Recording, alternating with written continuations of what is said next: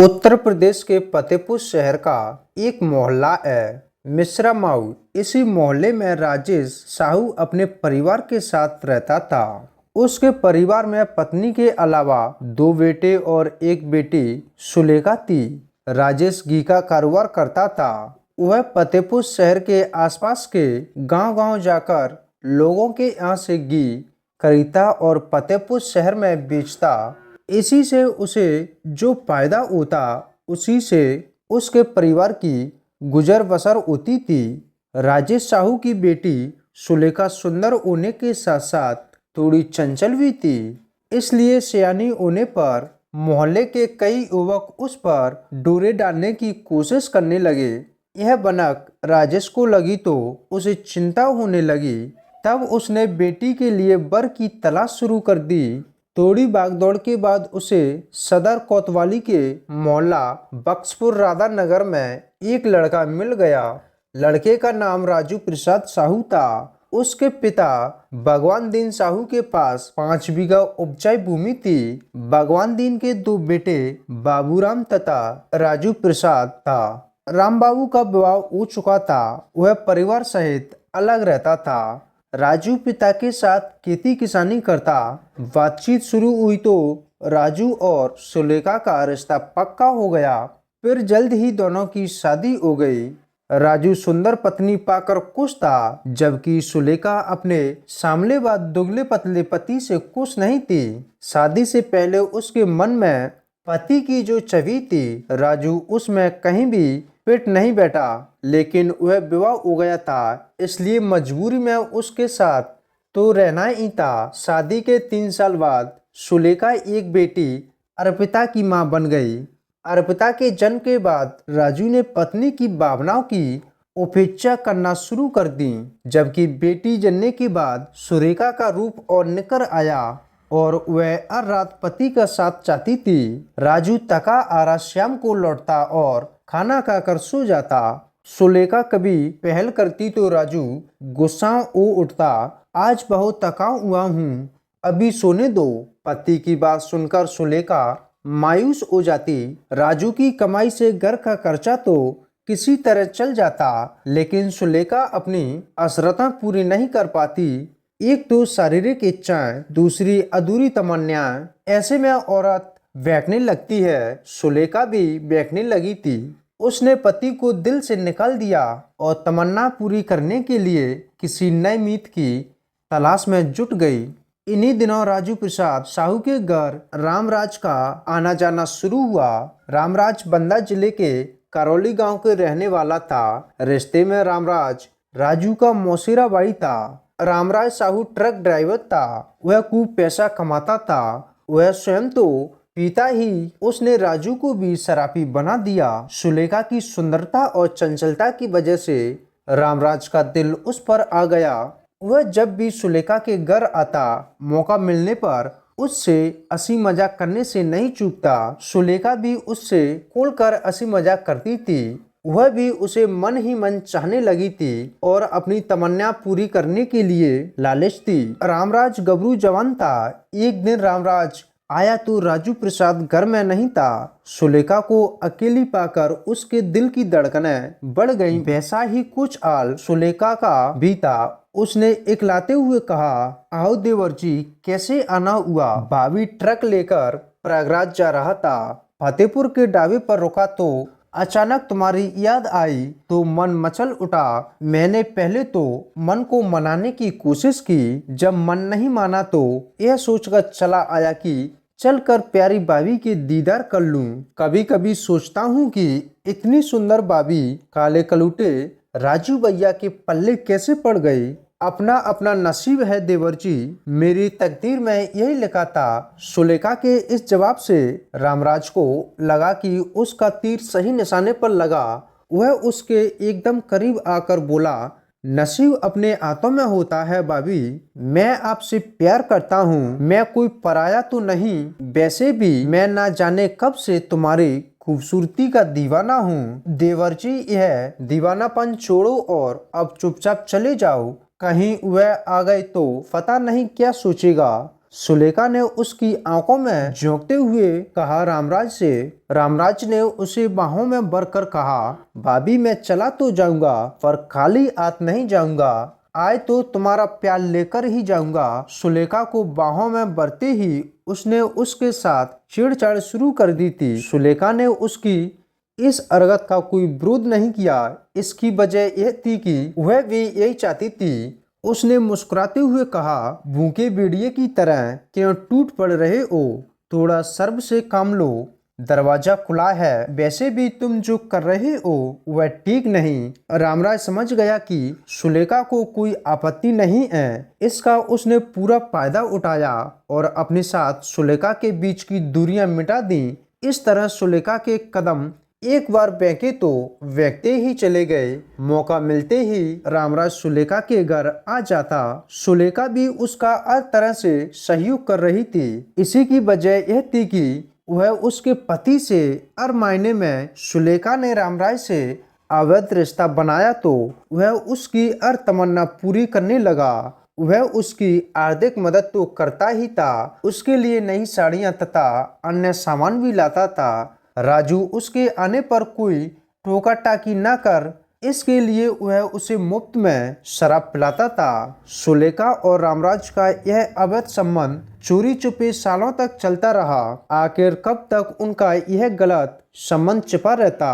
वे समय के साथ लापरवाह होते गए। परिणाम स्वरूप एक दिन राजू प्रसाद ने दोनों को आपत्तिजनक स्थिति में देख लिया।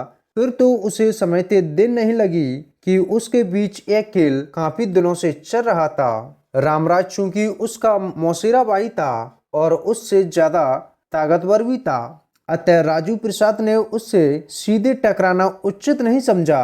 उसके जाने के बाद उसने सुलेखा को आड़े हाथ देते हुए कहा, शर्म आनी चाहिए तुम्हें, यह सब करते हुए एक बच्चे की माँ होने के बाद तुम निजता पर उतर आई हो। इसके बाद जब दोनों में शुरू हुई तो बात बढ़ती गई। राजू को गुस्सा आ गया तो उसने सुलेखा की जमकर पिटाई की, लेकिन इस पिटाई के बाद भी सुलेखा ने रामराज को नहीं छोड़ा। वह रामराज की इतनी दीवानी हो चुकी थी कि जब उसे घर में उससे मिलने का मौका नहीं मिलता तो वह किसी न किसी बहाने बाहर जाकर उससे मिलन कर लेती। जब इसका पता राजू प्रसाद को चला तो सुलेखा और रामराज को खूब गालियां बकता।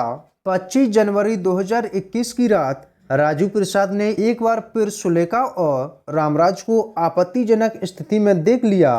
रामराज तो भाग गया, लेकिन सुलेखा कहाँ जाती। राजू ने सुलेखा की खूब पिटाई की और जमकर गालियां सुनाई। होली के एक दिन पहले यानी 27 मार्च को भी राजू ने सुलेखा को बहुत पीटा। पीटने के बाद वह घर के बाहर शराब पीने चला गया। उसके जाने के बाद सुलेखा ने अपने प्रेमी रामराज से फोन पर बात की और उसे दुम दबाकर भाग जाने का उलाझना दिया। उसने यह भी बताया कि राजू ने पीट पीट कर उसकी हालत खराब कर दी। अब यह उसका जुर्म और बर्दाश्त नहीं करेगी। जल्द ही कोई रास्ता निकालो। अब वह उससे तभी मिलेगी जब रास्ते का कांटा साफ हो जाएगा। 28 मार्च 2021 को होली थी। रामराज बाइक से दोपहर 12 बजे राजू प्रसाद के घर जा पहुंचा। उसके मन में तो नफरत थी, लेकिन उसने दिखावे के तौर पर राजू के पैर छुए और बोला, भैया आज होली है, गले मिलने आया हूँ, अपनी गलतियों की माफी भी मांग रहा हूँ, हो सके तो मुझे माफ कर दो। राजू प्रसाद ने एक नजर रामराज के चेहरे पर डाली और फिर से उसे गले लगा लिया। इसके बाद दोनों बातचीत करने लगे। बातचीत में उलझा कर रामराज ने उसे शराब पीने के लिए राजी कर लिया। इस बीच रामराज ने सुलेखा को इस बात की जानकारी दे दी कि आज वह चुभने वाला कांटा निकाल फेंकेगा। इसके बाद रामराज ने राजू को अपनी बाइक पर बिठाया और निकल गया। दूसरे दिन सुलेखा रोते हुए जेठ रामबाबू के घर पहुंची और उसे बताया कि राजू कल दोपहर से घर से गायब है, पता नहीं कहाँ चले गए। रात भर वह उसके लौटने का इंतजार करती रही। उनका पता लगाओ, उसका जी घबरा रहा है। रामबाबू ने सुलेखा को शक की नजर से देखा, लेकिन उसने आश्वासन दिया कि वह राजू को ढूंढेगा। इसके बाद रामबाबू ने राजू प्रसाद की खोज शराब के ठेके, बस अड्डा व टेम्पू अड्डा पर की, पर उसका कुछ पता नहीं चल पाया। नाते रिश्तेदारों के यहाँ भी वह नहीं मिला। 30 मार्च की सुबह 10 बजे रामबाबू को पता चला कि तरियावताने के अंसवा गांव के पास स्थित पीएनजी प्लांट के पीछे झाड़ियों में किसी युवक की लाश पड़ी है। यह पता चलते ही रामबाबू वहां पहुंचा। उसने लाश देखी तो वह घबरा उठा। पुलिस अधिकारी घटना स्थल का बारीकी से निरीक्षण कर रहे थे। रामबाबू ने सुबकते हुए कहा कि लाश उसके छोटे भाई राजू प्रसाद साहू की है। वह होली वाले दिन से गायब था। सबकी पहचान होने के बाद पुलिस ने सबको पोस्टमार्टम हेतु फतेहपुर भिजवा दिया। इसके बाद एसपी सतपाल ने हत्या का पर्दाफाश करने तथा कातिलों को पकड़ने की जिम्मेदारी एसएसपी राजेश कुमार को सौंपी। पुलिस टीम ने मृतक के भाई रामबाबू से पूछताछ की तो उसने बताया कि उसके भाई राजू प्रसाद की हत्या उसके मौसेरे भाई रामराज ने की है। वह बंदा जनपद के मरगा थाने के करौली गांव का रहने वाला है। हत्या में मृतक भाई की पत्नी सुलेखा का भी हाथ है। रामराज और सुलेखा के बीच नाजायज रिश्ता बन गया था। इस रिश्ते का विरोध राजू करता था। यह जानकारी मिलते ही पुलिस टीम रामराज के मोबाइल फोन को सर्विलांस पर लगा दिया, जिससे उसकी लोकेशन मलाकला कस्बे की मिली, जहां से पता चला कि मलाकला में रामराज का दोस्त नीरज पासवान रहता था। लोकेशन मिलते ही पुलिस टीम ने 2 अप्रैल 2021 की सुबह करीब 5 बजे नीरज पासवान के घर छापा मारा और रामराज तथा नीरज को गिरफ्तार कर लिया। इसके बाद टीम ने 10 बजे सुलेखा को भी उसके घर से गिरफ्तार कर लिया। तीनों को थाना एतिवा लाया गया। पूछताछ में तीनों ने राजू की हत्या का जुर्म कबूल किया। यही नहीं, रामराज ने बताया कि हत्या में प्रयुक्त मोटरसाइकिल तथा खून सना पत्थर भी बरामद करा दिया। रामराज ने पुलिस को बताया कि उसके और सुलेखा के बीच अवैध रिश्ता था, जिसका विरोध राजू प्रसाद करता था और सुलेखा को भी मारपीट करता। होली के एक दिन पहले भी राजू प्रसाद ने सुलेखा को जमकर पीटा, जिसकी शिकायत उसने मोबाइल फोन पर की और वादक बन रहे पति को मिटाने की बात कही थी। इसी के बाद उसने राजू प्रसाद की हत्या की योजना बनाई और अपनी योजना में दोस्त नीरज पासवान को भी शामिल कर लिया। नीरज फतेहपुर जनपद के गाजीपुर थाने के मलका का रहने वाला था। योजना के तहत वह होली वाले दिन बाइक से राजू प्रसाद के घर पहुंचा और उसे शराब पिलाने का लालच देकर अपने दोस्त नीरज पासवान के घर मलका लाया, यहाँ पर उन्होंने शराब पी और खाना खाया। मलाका में शराब पीने के बाद वह नीरज और राजू प्रसाद मोटरसाइकिल से घूमने निकले। वह बाइक से हुसैनगंज चिवला अतगांव होते हुए पीएनजी प्लांट पहुंचे। प्लांट के पीछे बैठकर उनने राजू प्रसाद को फिर शराब पिलाई। इसके बाद राजू प्रसाद जब नशे में अध बेहोश हो गया तो उसने नीरज की मदद से पत्थर से सिर कुचलकर राजू प्रसाद की हत्या कर दी और वापस मलाका आ गए, जहां से पुलिस ने उन दोनों को गिरफ्तार कर लिया। थाना प्रभारी नंदलाल ने बयान दर्ज करने के बाद मृतक के भाई रामबाबू की तहरीर पर पाबंदित की धारा 302 के तहत सुलेखा, रामराज व नीरज के खिलाफ रिपोर्ट दर्ज कर ली तथा उन्हें गिरफ्तार कर लिया। 3 अप्रैल 2021 को थाना एतिवा पुलिस ने अभियुक्त रामराज, नीरज व सुलेखा को फतेहपुर की कोर्ट में पेश किया, जहां से उन तीनों को जिला जेल भेज दिया गया।